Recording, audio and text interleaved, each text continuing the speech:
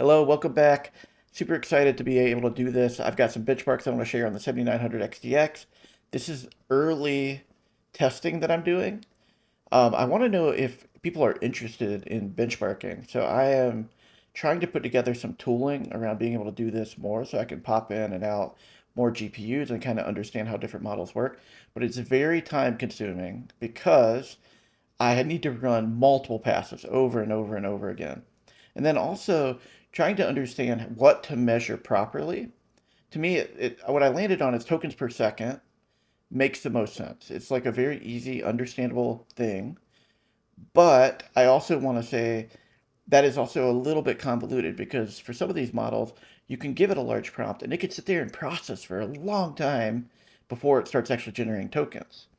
So the tokens per second is kind of nuanced there. So what I've done is I've basically taken the time from when the prompt is sent to when the prompt is done. This is all done programmatically. And I take that time period and then take the number of tokens that were generated, and that is how I'm generating the tokens per second. I'm doing it all in a 4096 context. I'm using the Q4 underscore K underscore M model. For each of the ones I'm going to be talking about, this is a one-shot performance. What I do is I do 6 passes at each prompt size. So that's small, medium, and large. And then I have the temperature set to 0 0.7. One thing to note, I do throw out the lowest pass just to try to remove some outliers because there can just be times that you just get one that's like half the performance of others. And I just try to like smooth it out by getting kind of the average over time. Anyway, let's jump into that. This is Qwen 2.5 32 billion. I ran the distilled model versus the non-distilled model, the original, and you can see they're basically the same. What I would say here is you can kind of see the curve moving up. So very short prompts perform slow, or they have a lower tokens per second because of that initial ramp up time. Because you can send it something, it takes a while to like actually get it going. But you can see kind of the curve, and it's probably going to continue flattening out. I would need to kind of run even larger ones, but typically you could get around 5 to a little over 5 tokens per second. Maybe if you're doing a really small one, you might see 4.3 or 4.2. But really, I didn't notice much difference in the number of tokens per second generated between the original and the distilled one, which I thought was really interesting because I had kind of anticipated that there would be a little bit more variance in that. And I'm actually a little surprised at the distilled model kind of curving down more. It, I actually, if when I get time, I actually want to run that out further. Like what happens when you do max tokens of 15 and you do a larger prompt there? I would love to kind of understand that. And actually, some of the examples I'm going to show you have enormous outputs, and those are going to be interesting because their tokens per second are a lot lower than like these averages because they're so big. All right, and this is the Qwen 14 billion parameter one, pretty much neck and neck. They're kind of the same. Land, anywhere. The small ones, again, very low tokens per second because you're just doing a lot less. But when you start getting up into like the 300 tokens or 750, you're seeing about 40 to a little over 40 tokens per second for each of those Qwen models on the 7900 XTX paired with the 7800 X3D. And finally, I'm going to be talking about the Qwen 2.5 7 billion parameter model. You can see they're basically identical. I've got a highlight here just to kind of show you 7.284 compared to 72.85 at the peak.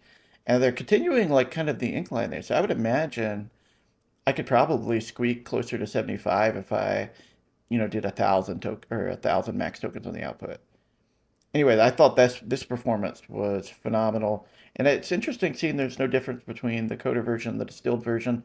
I didn't think there'd be much difference, but I did think, as you get more tokens, it'd probably slow down some. And I do need to test that. I would love to test that on like a 8,000 or 10,000 token prompt, like where it's doing a lot of reasoning, a lot of thinking. I want to talk a little bit about some of the tests I've been running. I spent a decent amount of time running these tests to kind of determine how well it's doing overall. Like, is it something I could actually use locally? One issue just is the speed. You saw on the benchmark, get about, 4 to 5 tokens per second, and I'll show you some of that as we go forward here. I'm pulling up my uh, my notes over here on the side because I want to make sure we can verify these answers. I have not gone through every one of these to verify the answer is correct, so we'll do that kind of together. So this is the baker's dilemma. A baker needs to make 60 muffins. Each batch requires 2 eggs and makes 4 muffins. Eggs are sold in cartons of 10. A carton costs $4, and she can't buy individual eggs. What's the minimum amount she must spend on eggs to make all the muffins? So the answer should be 3 cartons she needs times $4, so 12. So $12 should be the answer. And that's ultimately what it ended up getting. You can see here 5.46 tokens per second. It did a really good job. I do want to figure out some of my templating here. And if anyone knows how to fix that, I've been trying to dig through that because I'd love to be able to clean up these slash text things that come out. So we're going to go to library book return now. And Sarah borrowed a 400-page book from the library. She reads 25 pages per each weekday and 40 pages each weekend day. If she started reading on a Tuesday, on what day would she finish the book? The answer is Thursday of the second week. Now, if you go through this one, you can see here that it comes up with week 1, 7 days. But notice that we actually started on Tuesday. So it made a flaw here. It had a flaw here, but it comes down here and kind of corrects that. So here it ends up correcting week 1, Tuesday, Sunday. So it gets 180. This is correct. Then it goes to week 2, and it sees that basically if all of week 2 is done, we'd end up having 125 during the weekday because we ended up there. So that would put us at 305. So 180 plus 125. And then what that ends up doing is going like, okay, since Sarah reads 25 pages each weekday, she will finish the remaining 95 days as follows. 95 pages as follows. So 25, 25, 25, 25. Total read 405. This is the right answer. Thursday. However, Sarah only needs to reach 400 pages, so it was so close. This one ended up failing. So I did read through this, and I was so sad about that because it technically had the right answer, but it ended up thinking about it wrong and said Wednesday because it assumed that 405 was over and it couldn't go over. Paint mixer. This one's kind of fun. The painter has 3 paint colors, red, blue, and yellow. He needs to mix them to create green, purple, and orange. If mixing any 2 colors takes 5 minutes and he can only mix 2 colors at a time, what's the minimum time needed to create all the secondary colors? What was very interesting about this one is all the questioning it did to itself. So wait, is there any way to do this faster? Like if some secondary color creation doesn't require all 3 pairs? No. And then then it actually talked about like, can I do some of it in parallel? This one ultimately came up with the correct answer, which is 15 minutes, 4.92 tokens per second, 3,281 tokens. And notice this, 6.56 seconds to first token. So that was a very good answer. So we're 2-1 currently. The growing garden. The growing garden also was one that I dug into with them for into quite a bit. So this one's kind of interesting. So basically, if you have a square garden and you want flowers planted in a pattern where each flower needs 1 square meter around it. So basically, there has to be a path between each flower. If the garden is 5 meters on each side, which means a 5 by 5, what's the maximum number of flowers that can be planted? This one did a great job of kind of like laying out its own little map of them. So put a flower here, or empty here, flower empty, flower empty. But it didn't account for the diagonal.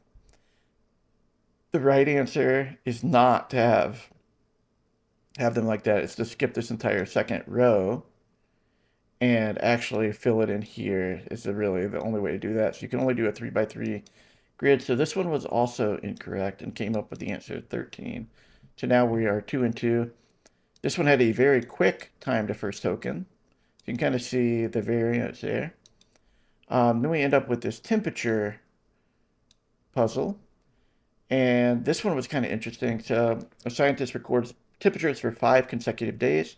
The average temperature was 20 degrees Celsius. Each day was exactly 2 degrees 2 degrees warmer than the previous day. What was the temperature on the first day? So remember the average, right? So if you come down here, the answer should be 16 degrees. It actually did come up with that correctly. And the way it did it seemed very straightforward. It didn't ramble on much, only 541 tokens, which ended up being a lot faster there. Now we end up on the elevator. In a 20-story building, an elevator starts at the ground floor, goes up 5, down 3, up 7, down 4, and finally up 8. If each floor takes 30 seconds to travel between, how long did the entire journey take, and on which floor did it end? The correct answer is, let me look this up, 13.5 minutes on the 13th floor. And so we ended up getting the 13.5 minutes, and if you look up here, we ended up getting the 13th floor. The next one is the water tank. A tank is being filled at a rate of 10 liters per minute.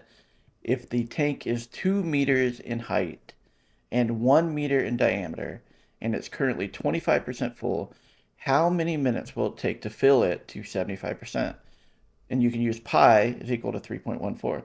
The correct answer for this one should be 78.5 minutes. And again, it did a very straightforward calculation, and it did come up with 78.5. So we are currently 5 and 2 for our answers, which is really, really cool. The next one that we're going to talk about is the time traveler schedule. A business person needs to attend meetings in 3 different time zones: New York, London, and Tokyo. If they have a meeting in New York at 2 p.m., then one in London at 3 hours later, finally one in Tokyo 4 hours after the London meeting, what time will it be in Tokyo during the final meeting? I'll be honest with you, when I first did this one by hand, I actually got it wrong. I was off 2 hours, but this one did it correct on the first try. And it did it very quickly, 11 a.m. And remember, that is going to be in Tokyo time, 11 a.m. And then package sorter. All right, this is the one that I wanted to probably talk about the most. First off, you can see down here the context is gigantic. This one rambled on a ton.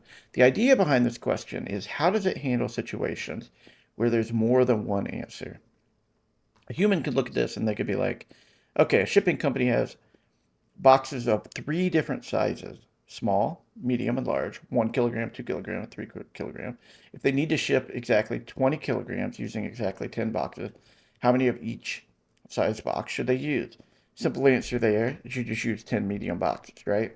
There's also other options. You can use 3 medium or 3 small, 4 medium, 3 large. There's a few others too. But it goes through, and let me just see if I can find some of the spots in here. Anyway, ultimately it landed the correct answer. But it ended up generating 8,305 tokens, and it took a very, very long time. And some of the funny things I saw, but considering the initial problem statement in Chinese might have been translated differently or had specific context implying only one solution is expected, but without more information, it's hard to say. I thought that was interesting. Initial problem statement in Chinese. I had not seen that one before.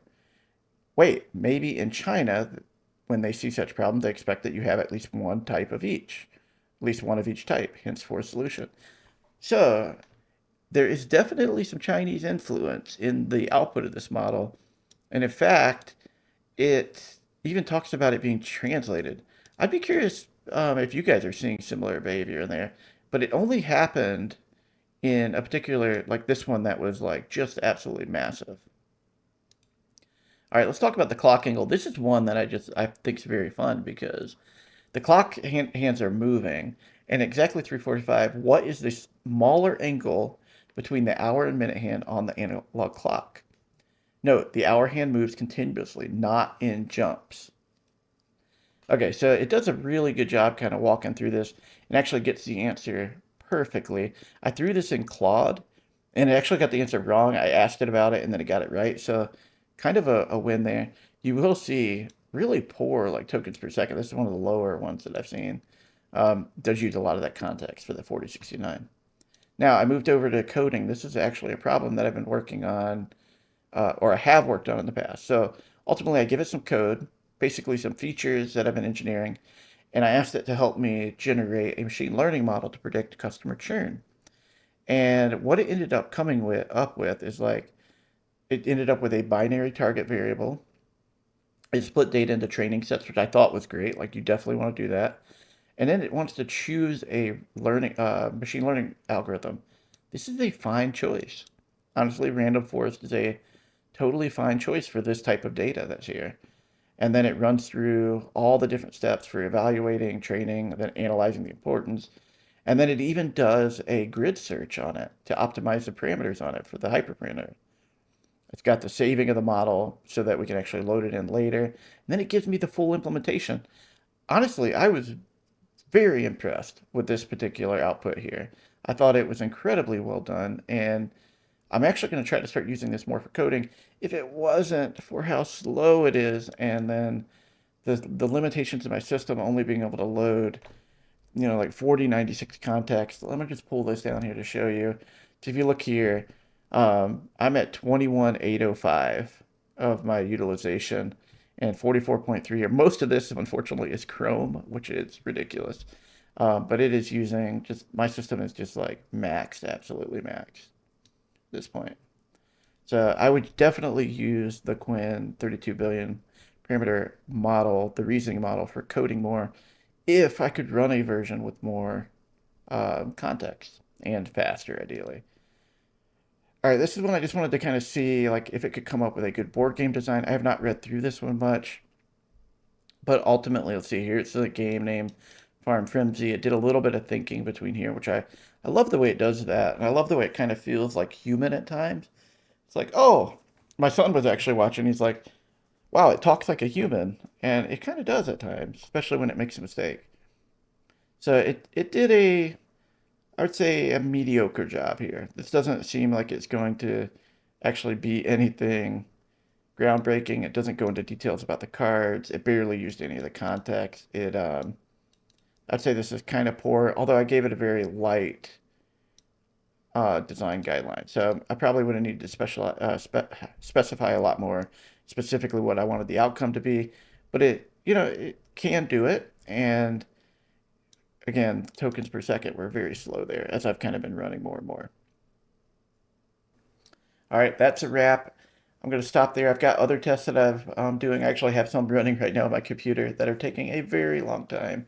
That'll be interesting, that are more of like mathematical and equation based.